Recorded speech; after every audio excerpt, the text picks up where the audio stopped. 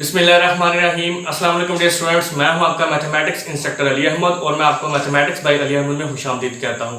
और अगर अभी तक आपने मेरा चैनल सब्सक्राइब नहीं किया तो इसको ज़रूर सब्सक्राइब करें और बेल आइकन पे क्लिक करें ताकि मेरे आने वाली हर वीडियो आपको बर वक्त मिल सके।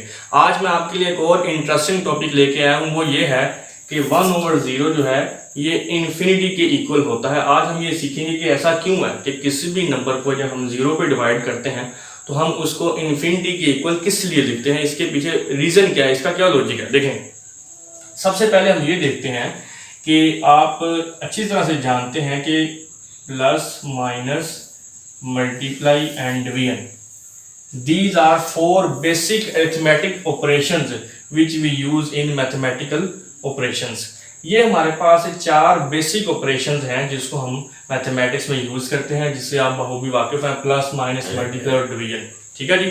अब अगर यहाँ पे मैं ये लिखूं कि 5 मल्टीप्लाई बाय 3, तो एक्चुअली इसका मतलब क्या है। 5 मल्टीप्लाई 3 तो आप जानते हैं 15 के इक्वल होता है, लेकिन एक्चुअली 5 मल्टीप्लाई बाय 3 का मतलब है 5 को 3 टाइम्स ऐड करना है। 5 प्लस 5 प्लस 5, तो ये आप देखें कि ये 15 के इक्वल है। तो इसका मतलब है फिर मैं ये कह सकता हूं कि जो मल्टीप्लाई का ऑपरेशन है ये एक्चुअली एक्सटेंडेड फॉर्म है एडिशन की। मैं यहां पे कह सकता हूं मल्टीप्लीकेशन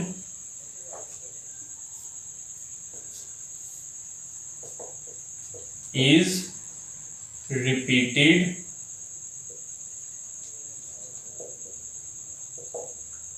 एडिशन। ठीक है जी, कि जो मल्टीप्लिकेशन का ऑपरेशन है ये असल में एडिशन की ही रेपिटेशन है। 5 मल्टीप्लाई बाय 3 15, या 5 को 3 से मल्टीप्लाई करने का मतलब यह है कि 5 को आपने 3 टाइम्स ऐड करना है। ठीक हो गया। इसी तरह से अगर मैं ये लिखता हूं कि 10 डिवाइडेड बाय 2, तो ये आप जानते हैं जब हम इसको डिवाइड करते हैं तो 2 5s are 10, रिमाइंडर 0 आता है, तो आंसर हमारे पास इधर क्या आएगा 5। जब 10 को आप 2 पे डिवाइड करेंगे, या आप इसको इस तरह भी कह सकते हैं कि 10 में से मैं 2 को कितनी बार माइनस करूं कि रिमाइंडर 0 आए मेरे पास। ये हमने देखा था, हमारे पास इधर आंसर 5 आया, तो आप 10 में से 2 को 5 टाइम्स सब्ट्रैक्ट करें, तो ये देखें -2 -2 -2 -2 -2, ये मैंने 5 टाइम्स 2 को सब्ट्रैक्ट किया है 10 से, तो ये आप जानते हैं कि ये -10 हो जाएगा। आंसर मेरे पास 0 आ गया।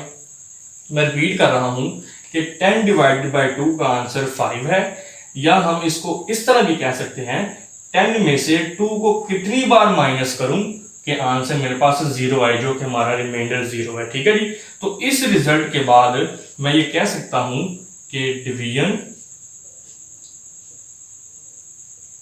इज रिपीटेड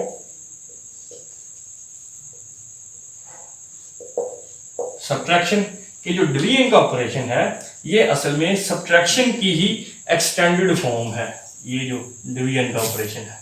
ठीक है। जिस तरह से हमने पहली एग्जांपल में देखा था कि जो मल्टीप्लाई का ऑपरेशन है ये प्लस की एक्सटेंडेड फॉर्म है एडिशन की, उसी तरह से जो डिवीजन है ये सब्ट्रैक्शन की जो है वो एक्सटेंडेड फॉर्म है। ये हमने इसको देख लिया। अब इसी एग्जांपल को कंसीडर करते हुए अगर मैं ये लिखूं 1 डिवाइडेड बाय 0, जैसे यहां मैं लिखा था ना 10 डिवाइडेड बाय 0, तो उसमें हमने ये देखा था कि 10 में से 2 को कितनी बार माइनस करें कि रिमाइंडर 0 आए। ठीक हो गया। अब 1 डिवाइडेड बाय 0, इसका मतलब ये है कि 1 में से हम 0 को कितनी बार माइनस करें कि हमारे पास जो आंसर है, जो रिमाइंडर है वो 0 आए। तो ये देखें आप 0 0 0 0 अप टू 100, तो हम 1 में से कितने 0 माइनस करेंगे कि आंसर 0 आएगा, जो हमारा रिमाइंडर होता है। डिवाइड करने का मतलब ये है ना कि रिमाइंडर 0 आए, फिर ही पूरा पूरा डिवाइड करेगा उसे।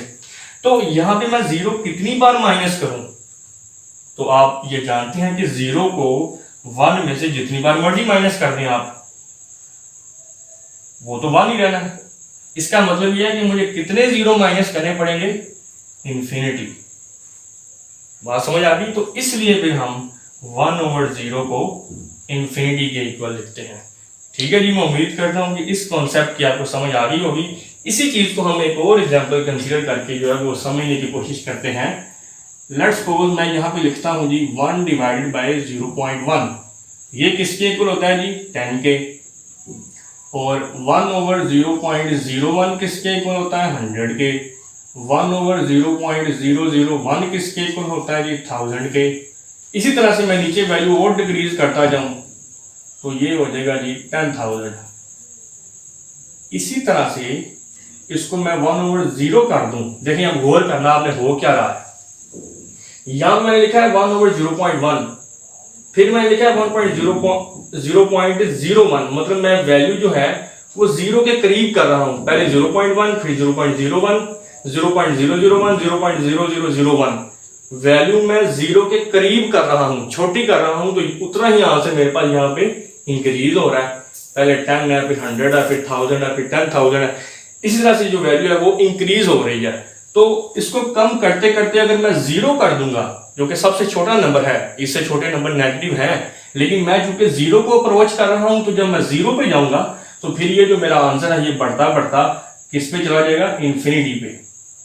ठीक है जी। और यहाँ पे जो इन्फिनिटी है ये कोई नंबर नहीं है, ये एक अप्रोच है कि इन्फिनिटी का मतलब है बहुत बड़ा नंबर, तो हम उसको इस सिंबल से डिनोट करते हैं। और यहाँ पे मैं आपकी इंफॉर्मेशन के लिए बताता चलूं कि एक यूरोपियन मैथमेटिशियन था,